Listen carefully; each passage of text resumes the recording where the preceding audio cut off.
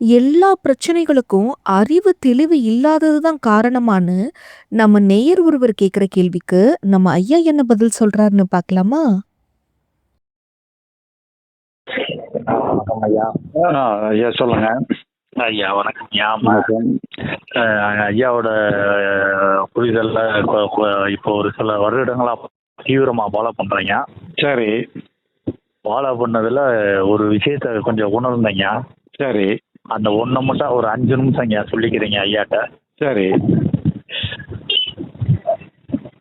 எல்லா விஷயத்தையும் இவ்வளவு நாள் நம்ம எங்க பிரச்சனையில சிக்கி இருந்தோம்னு யோசிச்சு பார்த்தீங்க ஐயா புரிதலை வச்சு. ம் அறிவு தெளிவு இல்லாம இருந்ததுதான் ம் ஒட்டுமொத்த பிரச்சனைக்கும் காரணமா இருந்திருக்கு இவ்வளவு காலமா. சரி அது தெரியாம தான் நம்ம நிறைய புத்தகங்கள் நிறைய பயிற்சிகள்லாம் சின்ன வயசுல இருந்து பண்ணிக்கிட்டு இருந்தீங்க. 20 வயசுலயே போயிட்டீங்க ஆன்மீகத்தை நோக்கி. சரி இப்போ 40 வயசு ஆயிடுச்சுங்க.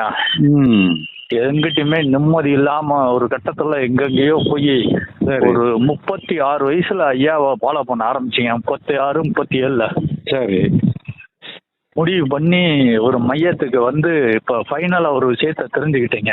இதோட சரி. முடிச்சிட்டீங்க. சரி அறிவின் தெளிவு தான் எல்லாத்துக்குமே காரணமா இருக்கு. சரி இப்ப ஐயா சொல்ற புரிதலையுமே நான் அறிவுபூர்வமா புரியும் போதுதான் நான் வலிமை ஆகுறேன்றத உணர்றேங்க.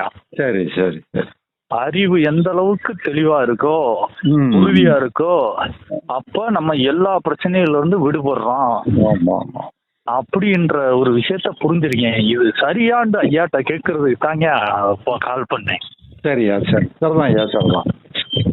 ஆமாங்க. அதாங்க அதை மட்டும் அப்படியே வாழ்க்கையில ஃபாலோ பண்ணிக்கிறேங்க.